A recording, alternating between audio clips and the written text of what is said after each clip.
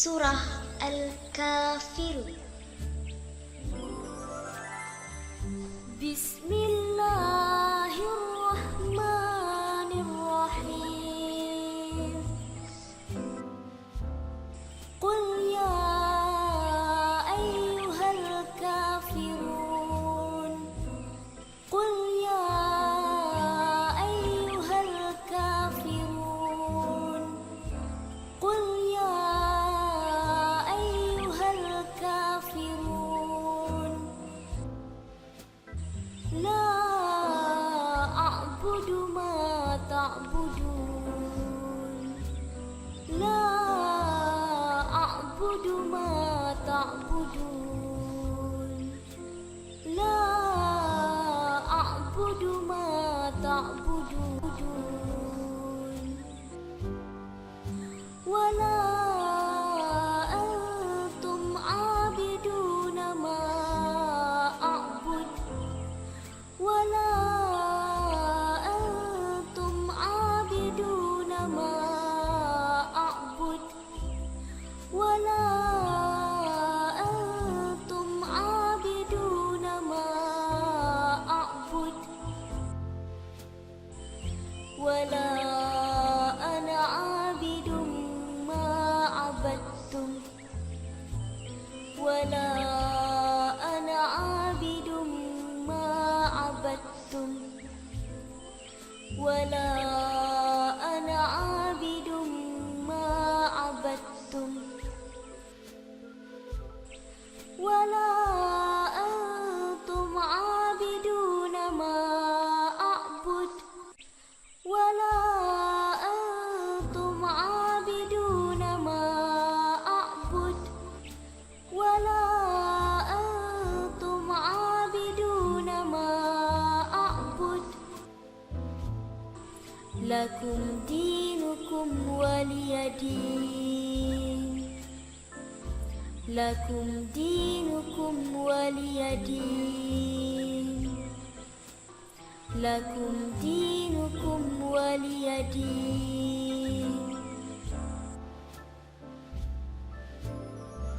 Bismillahirrahmanirrahim.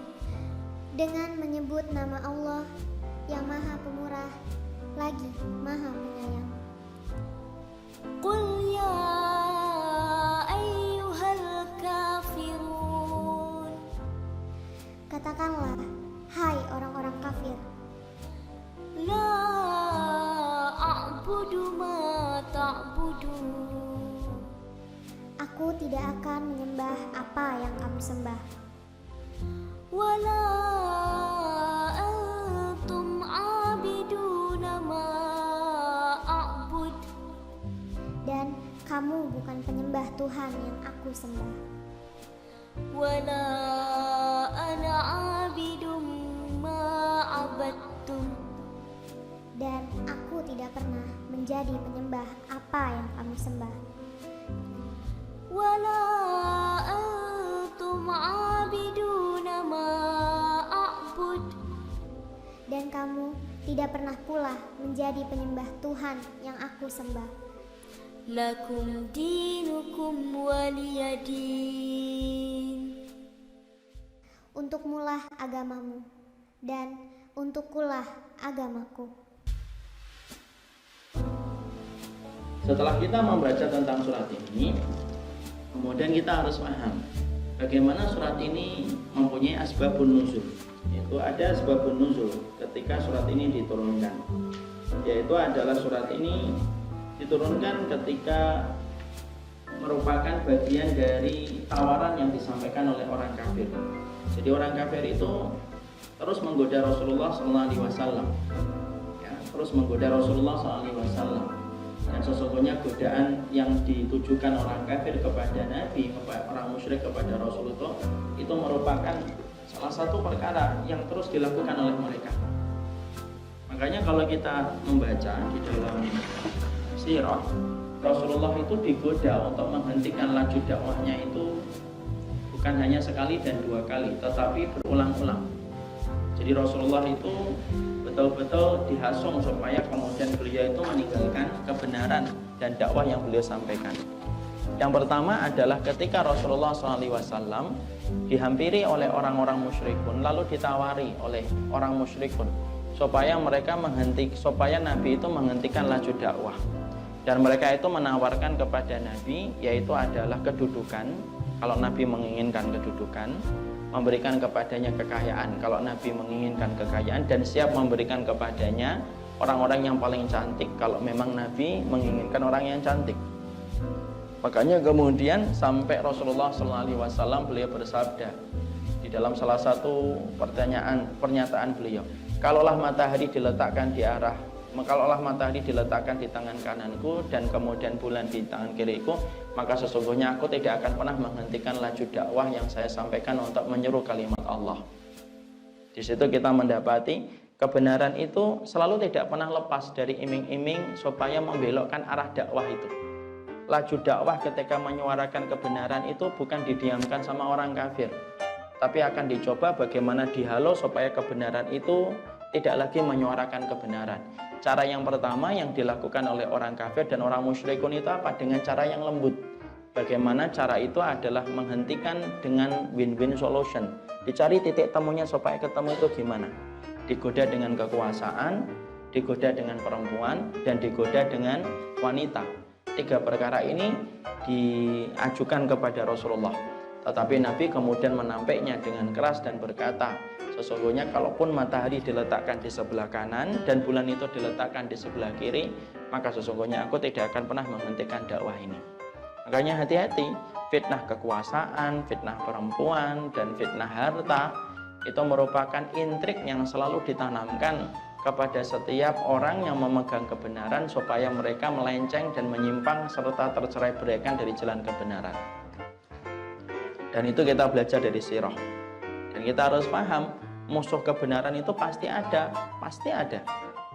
Karena kita mendapati dalam surat Al-An'am, Allah menyampaikan kepada kita secara gamblang, wa kadzalika ja'alna likulli nabiyyin aduwan syayatinal insi wal jinni.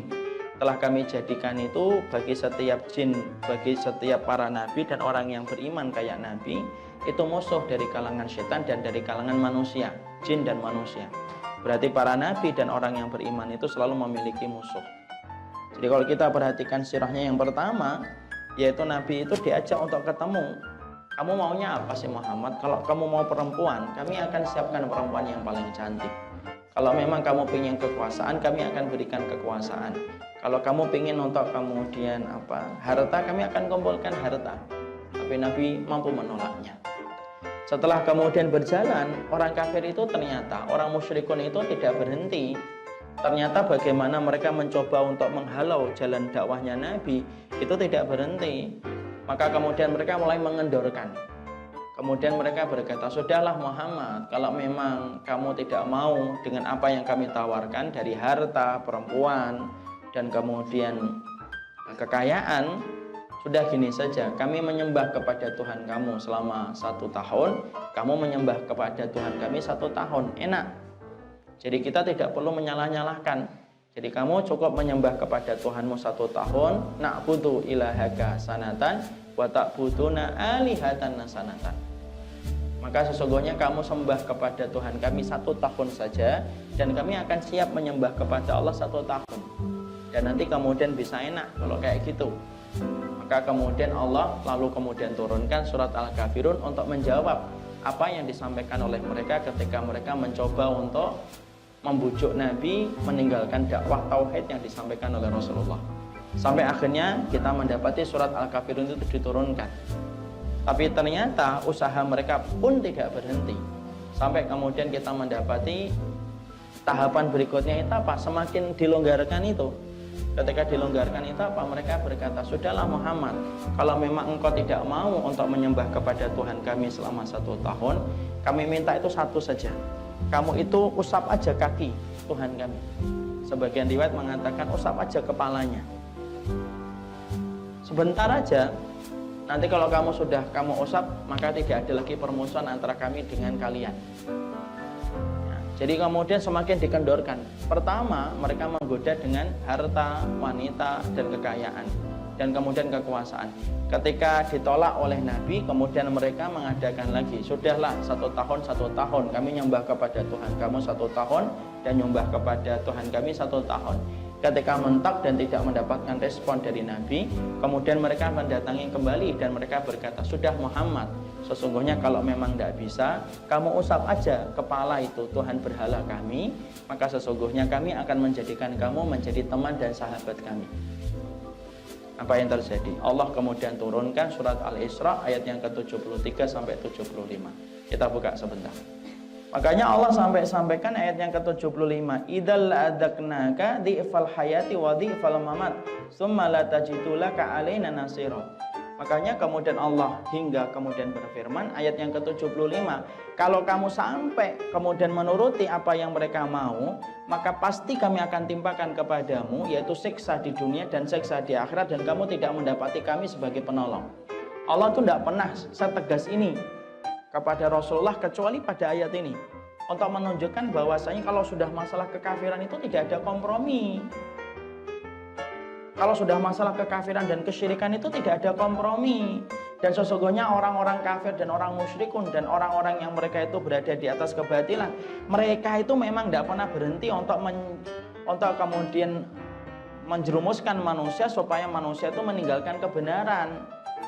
Makanya cara yang mereka pakai itu berubah-ubah, dan cara itu terus berulang-ulang dalam setiap zaman dan setiap waktu. Makanya hari ini orang yang berjalan di atas kebenaran pun sama. Cara yang dipakai oleh orang kafir dan orang musyrikun untuk membelokkan manusia dari jalan kebenaran itu berbagai macam cara. Dari cara yang kasar, dari cara yang lembut, dari cara yang tidak pernah terasa. Dan memang semacam itu terus yang dilakukan mereka.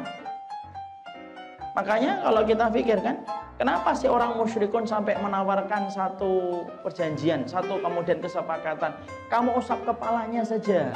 Tapi kenapa Allah memberikan dan menurunkan ayat ini begitu tegas kepada mereka? Karena sesungguhnya kalau sudah bicara tentang akidah, sesungguhnya akidah itu harganya tegas, tidak ada abu-abu, hitam atau putih, itu saja. Dan ternyata terus mereka itu melakukan itu. Makanya surat Al-Kafirun mengajarkan kepada kita, siapapun yang berjalan di atas kebenaran, yang hari ini memimpin kebenaran umat, jangan dikira orang yang sedang memimpin kebenaran itu tidak datang kepada mereka godaan. Godaannya banyak. Makanya kadang-kadang suara itu kalau tidak diiringi dengan akidah, suara kebenaran itu menjadi keluh untuk menyampaikan kebenaran. Ketika bukan karena pertolongan Allah. Allah sampai menyampaikan di ayat ini, walaula an sabbatnaka laqad kita tarkanu ilaihim syai'an qalila. Kalau bukan kami yang neguhkan kamu wahai Muhammad, pastilah kamu itu akan cenderung dan condong kepada pemikiran mereka sedikit. Kenapa? Terus mereka berusaha terus. Dan mereka melakukan itu terus-menerus supaya apa? Supaya orang yang di atas kebenaran hilang komitmennya kepada kebenaran dan ragu kepada kebenaran yang dia sedang jalani, karena berbagai macam tawaran-tawaran ahlul batil supaya ahlul kebenaran itu tidak lagi tegas menyampaikan kebenaran. Semoga Allah itu menjaga para ustadz yang hari ini Masya Allah mereka sedang memimpin umat ya. Karena orang itu kalau sudah ada di atas Pak, memimpin umat gitu ya, dengan suara kebenaran dan tegas memimpin kebenaran dan menyuarakan untuk membasmi kebatilan, jangan dikira pandangan orang kafir itu kemudian luput dan tidak melihat mereka. Terus akan dilihat terus itu. Dan bagaimana mereka kasak kusuk di belakang panggung atau mungkin di belakang mata kita tidak tahu, mereka melakukan sebagaimana yang mereka lakukan kepada Rasulullah, dan kejadian kepada Nabi itu pasti berulang kepada kehidupan sirahnya orang yang beriman. Makanya Masya Allah siapapun ustadz-ustadz yang hari ini Masya Allah diberikan anugerah oleh Allah di atas ini, sekarang memimpin orang-orang yang beriman ketika sedang mendapati Masya Allah ya, atmosfernya kan sekarang atmosfernya kan atmosfer kebaikan. Jangan dikira bahwasanya mereka itu kemudian tidak ada tawaran-tawaran menggiurkan yang ada dalam kehidupan. Pasti tawarannya menggiurkan itu. Dan kita belajar itu dalam surat Al-Kafirun. Belum lagi kemudian suara-suara batil yang terus bagaimana kemudian memusuhi mereka dan memfitnah mereka dengan berita-berita yang tidak benar. Dan itu merupakan salah satu perkara yang sudah disampaikan oleh Allah Subhanahu wa taala. Makanya terus mereka melakukan itu. Jadi tawarannya Nabi, tawarannya orang musyrikun kepada Nabi supaya Nabi meninggalkan kebenaran itu melalui 3. Pertama ditawari dengan kekayaan, itu yang paling lembut ini. Sudahlah, maunya apa? Perempuan, maunya kemudian kekayaan, atau kemudian maunya itu adalah kemudian harta. Ditolak sama Nabi, tawarkan surat Al-Kafirun ini turun. Yang menjadi sebab turun, sudahlah Muhammad, kamu nyembah kami setahun Tuhan kami, dan kami akan menyembah kepada Tuhan kami setahun, biar enak Muhammad. Ternyata mentah juga dan ditolak Nabi. Kemudian ternyata mereka mendatangi lagi kembali Nabi, karena mereka tidak pernah putus asa. Kemudian mereka menawarkan, sudahlah Nabi, tidak usah kemudian nyembah kepada Tuhan kami setahun lah. Sudah kamu usap kepalanya mereka saja.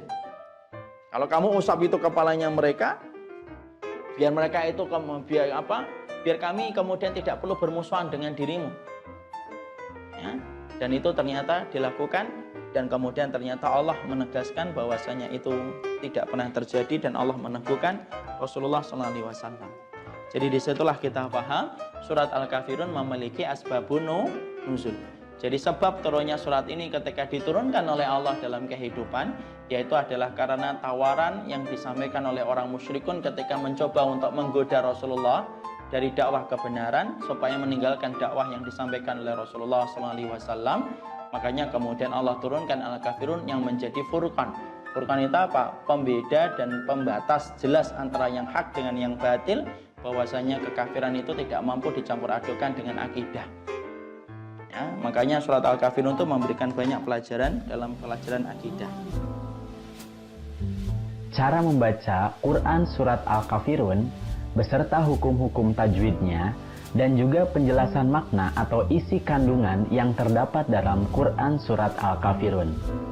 Sebelum kita masuk ke cara membaca dan memahami isi makna atau isi kandungan dari Quran surat Al-Kafirun, alangkah lebih baiknya kita mengetahui terlebih dahulu tentang biodata Quran surat Al-Kafirun.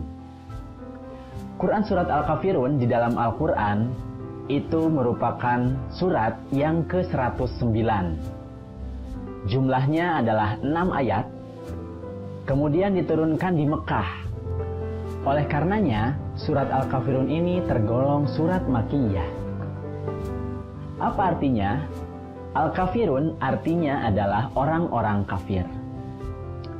Oke, sekarang kita akan masuk ke cara membaca Quran surat Al-Kafirun. A'udzu billahi minasy syaithanir rajim. Bismillahirrahmanirrahim. Qul ya ayyuhal kafirun la a'budu ma ta'budun wala antum 'abiduna ma a'bud wala ana 'abidum ma 'abadtum wala antum 'abiduna ma a'bud lakum dinukum waliyadin. Shadaqallahul azim.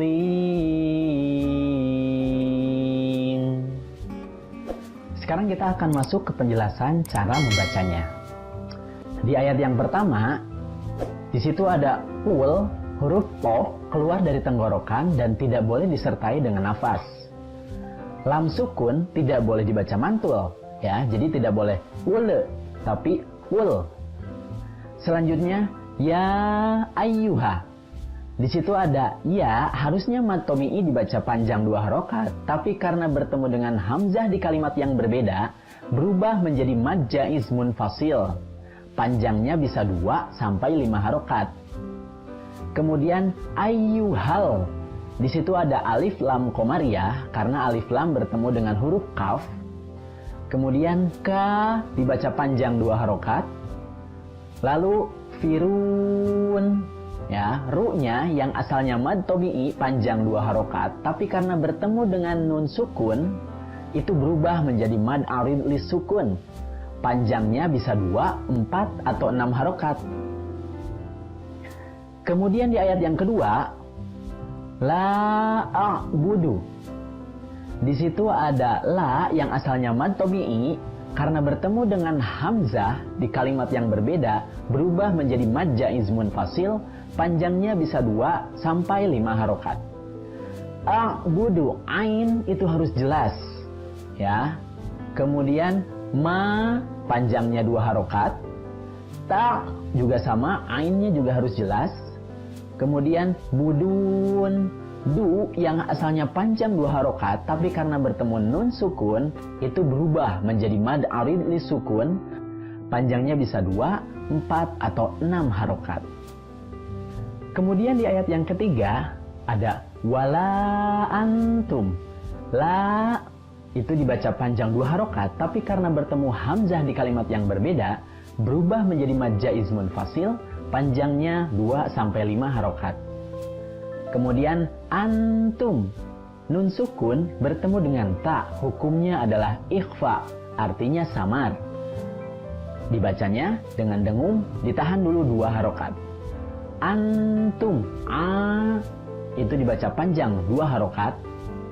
Kemudian biduna, du dibaca panjang 2 harokat juga. Nah, ma-nya itu karena bertemu dengan hamzah setelahnya yang berbeda kalimat, itu menjadi mad jaiz munfasil, artinya dibaca 2 sampai 5 harokat. Kemudian a'bud, nah ainnya harus dibaca jelas, ya, jangan sampai hilang. Kemudian dal sukun di akhir itu adalah qalqalah kubro, jadi harus dibaca mantul. Di ayat yang keempat ada wala ana. La itu juga sama mad jaiz munfasil karena ada mad tabi'i bertemu dengan hamzah di kalimat yang berbeda. Dibacanya 2 sampai 5 harokat. Kemudian ana, na-nya harus dibaca pendek, tidak boleh dibaca panjang. Ya. Abidum, ya, a-nya dibaca panjang 2 harokat. Kemudian bidumma. Di situ ada dumma tanwin bertemu dengan huruf mim. Jadi dibacanya idgham biguna, ya, jadi ditahan dulu 2 harokat dengan guna. Bidumma itu juga panjangnya 2 harokat. Abattum, ya, di situ ada dal sukun bertemu dengan ta, hukumnya adalah idgham mutajanisain, artinya dimasukkan karena bertemu dengan huruf yang sejenis, ya, jadi dalnya tidak perlu dibaca, langsung masuk ke huruf ta. Ya, abattum. Kemudian di ayat yang kelima itu cara membacanya sama dengan ayat yang ketiga. Ya, wala, la-nya dibaca panjang 2 sampai 5 harokat. Kemudian antum, di situ ada ikhfa, ya, ditahan dulu 2 harokat. Kemudian ada tambahannya sedikit yang tadi terlupa, itu ada mim sukun bertemu dengan ain, namanya adalah idhar syafawi atau dibaca jelas. A dibaca panjang 2 harokat. Kemudian du juga sama, dibaca panjang 2 harokat. Nama a'bud, ma-nya itu mad jaiz munfasil, dibaca panjang 2 sampai 5 harokat. Dan yang terakhir adalah bud, dalnya adalah qalqalah. Karena di akhir namanya adalah qalqalah kubro, jadi harus dipantulkan. Ma'bud. Kemudian di ayat yang ke-6, di ayat yang terakhir, di situ ada lakum.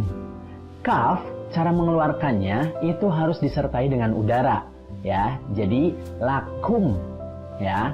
Kemudian mim bertemu dengan dal, itu namanya idhar syafawi. Jadi mimnya, mim sukun harus dibaca jelas. Lakum dinukum, ya. Di itu dibaca panjang 2 harokat. Kemudian nukum, ku-nya juga sama, harus disertai dengan hamas, ya. Mim bertemu dengan wa, itu dibacanya idhar syafawi juga, jadi harus dibaca jelas. Dinukum waliyadin. Nah, lamnya itu adalah lam dengan harokat kasroh, jadi bukan lam sukun. Jangan dibaca wal yadin, tapi waliyadin, ya. Din itu yang asalnya mad tabi'i dibaca panjang 2 harokat, karena bertemu dengan nun sukun, ya, berubah menjadi mad arid lis sukun. Panjangnya bisa 2, 4 atau 6 harokat. Nah, itulah cara membaca Quran Surat Al-Kafirun dari ayat yang pertama sampai ayat yang ke-6. Oke, sekarang kita akan masuk ke penjelasan maknanya atau isi kandungan Quran Surat Al-Kafirun. Sebelum kita masuk ke pembahasan maknanya, kita harus mengetahui terlebih dahulu asbabun nuzulnya, atau apa sih sebabnya surat ini turun. Pada zaman Rasulullah Shallallahu Alaihi Wasallam, Rasul seringkali berdakwah kepada orang-orang kafir Quraisy. Nah, orang-orang kafir Quraisy itu geram karena dakwahnya Rasulullah Shallallahu Alaihi Wasallam itu sangat masif. Akhirnya orang-orang kafir Quraisy ini merayu ya supaya Rasulullah menghentikan dakwahnya. Digoda dengan harta, dengan tahta, dengan wanita, ya supaya Rasulullah ini menghentikan dakwahnya.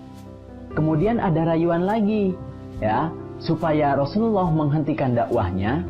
Orang-orang kafir Quraisy menawarkan bahwa mereka akan menyembah kepada sembahannya Nabi Muhammad, asalkan Nabi Muhammad menyembah dulu kepada sembahan mereka selama 1 tahun. Nah, setahun berikutnya mereka akan menyembah apa yang Rasulullah sembah. Nah, itulah sebab turunnya surat Al-Kafirun. Oke, selanjutnya kita akan masuk ke pembahasan maknanya ayat per ayat. Di ayat yang pertama, artinya, katakanlah, hai orang-orang kafir. Di sini Allah Subhanahu wa Ta'ala memerintahkan kepada Nabi Muhammad Sallallahu Alaihi Wasallam untuk berkata kepada orang-orang kafir. Apa yang dikatakannya?